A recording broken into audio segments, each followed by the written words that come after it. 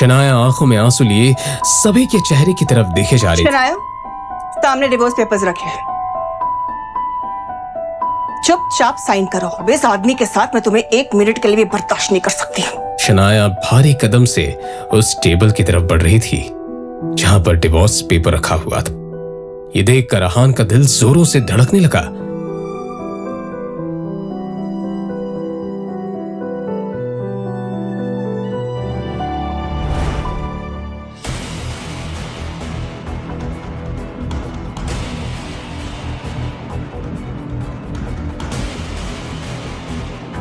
सोच क्या रहे हो शनाया? साइन करो पेपर्स को और आजाद हो जाओ इस आदमी के बंधन से। वैसे भी बेइज्जती के अलावा ये दे ही क्या रहा है तुम्हें? शगुन बिल्कुल सही कह रही शनाया, इस पेपर पे साइन करो, मारो इसके मुंह पे। हिम्मत कैसी हुई इसकी तुम्हें धोखा देने की? लेकिन अचानक ही शनाया ने हाथ में पकड़ा हुआ पेन फर्श पर फेंक दिया। ये देखकर शौर्य और शगुन का मुंह खुला का खुला रह गया। तभी यामिनी जी चिल्लाते हुए बोली, शनाया, ये तुम क्या कर रही हो? इस आदमी ने तुम्हें धोखा दिया है बेटा। शनाया, पागल हो गई हो क्या?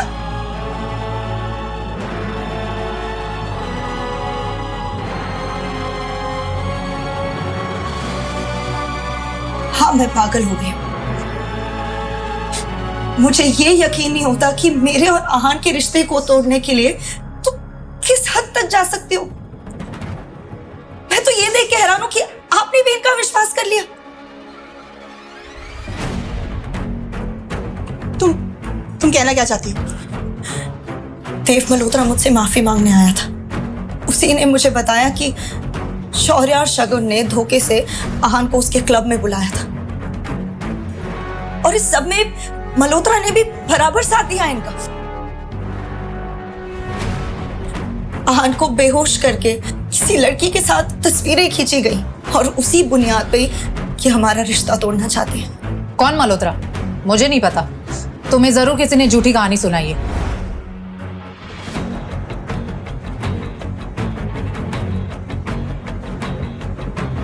मल्होत्रा मुझसे मिलने सीसीटीवी फुटेज के साथ आया था। उसने मुझे पूरा सबूत दे दिया है। इतना सब होने के बाद भी आहान शांत खड़े क्योंकि वो इस रिश्ते को नहीं खोना चाहते। मगर तुम लोग साजिश रचने के लिए किस हद तक जा सकते हो ये भी आज मैंने देख लिया। शनाया आंखों में आंसू लिए आहान की तरफ देख रही थी। अब जाकर आहान को पता चला कि शनाया की आंखों में मौजूद आंसू उसी के लिए थे। शायद उस दर्द को शनाया महसूस कर रही थी कि आहान के साथ कितना गलत हो रहा था।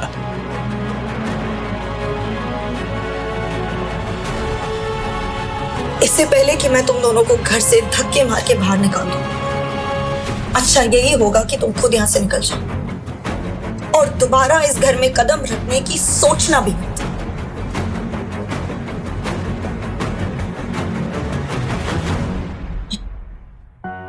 देखो शनाया, शौर्य और शगुन ने ये काम किया है या नहीं मुझे नहीं पता।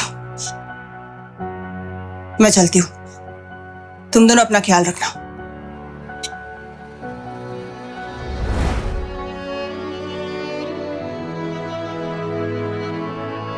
आपको मुझे इस सब के बारे में एक बार तो बताना चाहिए था। कम से कम इतना भरोसा तो है मुझे आप पर।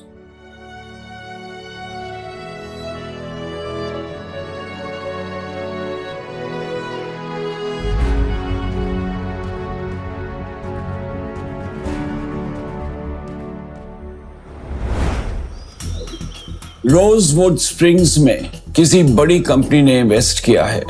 उसकी पॉपुलैरिटी दिन पे दिन बढ़ती जा रही है। एशिया की सबसे बड़ी कंस्ट्रक्शन कंपनीज इसके पीछे हैं। मैं चाहता हूं कि किसी भी तरह हम इस प्रोजेक्ट को हासिल करें और अगर हासिल नहीं कर पाए तो आप सब अपनी अपनी पोजीशंस को छोड़ने के लिए तैयार हो जाएं। शौर्य यही सोचकर परेशान हो रहा था कि अगर कंपनी ही छोड़नी पड़ी तो वो इस कंपनी को कैसे हासिल कर पाएगा। और जो इस प्रोजेक्ट को हासिल करेगा उसे हमारी 6 मंजिला इमारत बिल्डिंग सी फेसिंग प्रॉपर्टी इनाम में दी जाएगी। दादाजी, शनाया के पापा शेखर अंकल के अंडर एक इंजीनियर्स की टीम है। वो वैसे भी अभी हॉस्पिटल में है। तो हम चाहते हैं कि वो टीम हमारे अंडर आ जाए। इससे इस प्रोजेक्ट को लेके मैं काफी कॉन्फिडेंट रहूंगा। मगर पापा से पहले ही कई चीजें छीन ली गई हैं। अब अगर उनसे ये टीम भी ले ली गई तो उनके पास बचेगा ही क्या? सही तो कह रहा है शौर्य। अंकल हॉस्पिटल में है, न जाने उन्हें ठीक होने में कितना वक्त लग जाए। उन्हें ये टीम शौर्य के हवाले कर ही देनी चाहिए।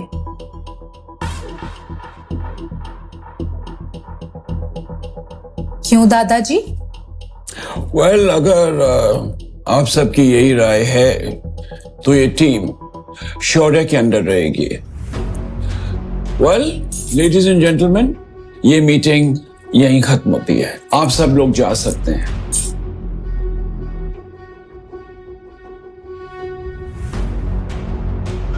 मुझे किसी भी कीमत पे इस प्रोजेक्ट को हासिल करना ही होगा, नहीं तो कहां मैं इस कंपनी को हासिल करना चाहता हूं, कहीं मैं अपनी पोजीशन से भी हाथ ना धो बैठूं।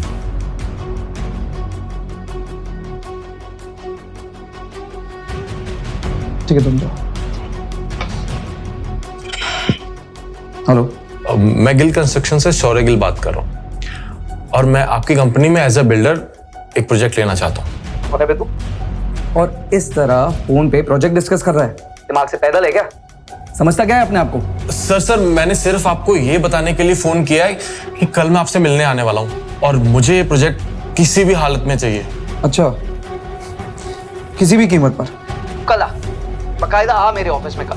पूरी प्रेस कॉन्फ्रेंस मैनेज करके रखी है मैंने। वहीं पे तुझे और तेरी कंपनी की औकात दिखाऊंगा मैं। और इसके बाद कभी भी तू फोन पे डील क्लोज करने की नहीं सोचेगा, समझा? राका भी। ये सब मुझसे कैसे हो गया? अब मैं वहां कैसे जाऊंगा? प्रोजेक्ट देना तो दूर, अभी हर्ष मेहरा हमारी इज्जत नीलाम करना चाहता है। इतना क्यों घबरा रहे हो भाई? शनाया है ना, कंपनी का नाम रोशन करने के लिए।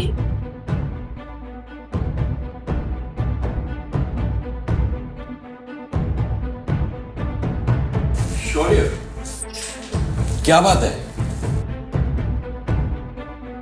दादाजी, मैं कह रहा था कि शनाया कितना काम करती है ना, और हमारी कंपनी के बारे में कितना सोचती है। और तो और लास्ट प्रोजेक्ट भी कितनी आसानी से हासिल कर लिया था इसने। पहेलियों में बात मत करो, जो कहना चाहते हो साफ साफ कहो। दादाजी, मैं चाहता हूं कि रोजवुड स्प्रिंग वाले प्रोजेक्ट को शनाया हासिल करे। आखिर इससे हमारी कंपनी को ही फायदा होगा। शौर्य की बात सुनकर आनंद और शनाया सोच में पड़ गए। शनाया ये समझ नहीं पा रही थी कि शौर्य के अंदर अचानक ही उसके लिए इतनी हमदर्दी कैसे आ गई।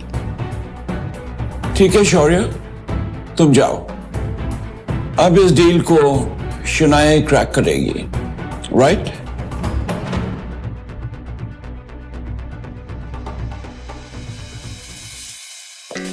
शनाया, तुम मीटिंग के लिए चलो, हम लोग थोड़ा सा काम खत्म करके आ रहे हैं।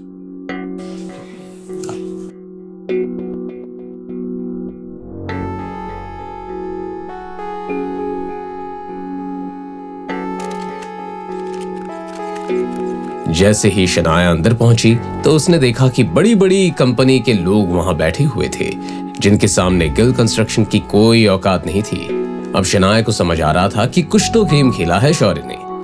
प्रेस वाले वहां मौजूद थे जो सबकी फोटो ले रहे थे। सभी को अब हर्ष मेहरा के आने का इंतजार था। शनाया आगे बढ़कर अपनी जगह पर बैठ गई।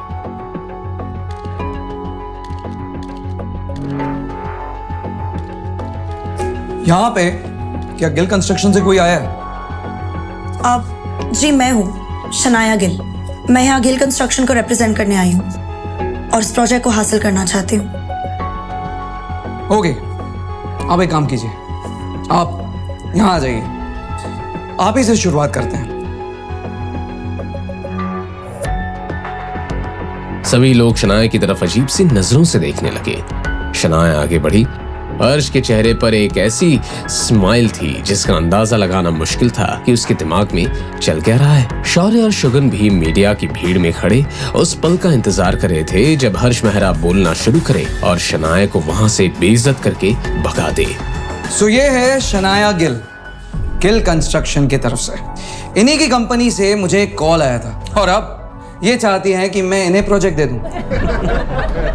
कैसे करेगी शनाया अपनी बेइज्जती का सामना? क्या होगा अंजाम शगुन और शौर्य के गंदे खेल का? जानने के लिए बने रहिए इस कहानी के साथ सिर्फ और सिर्फ पॉकेट FM ऐप पर।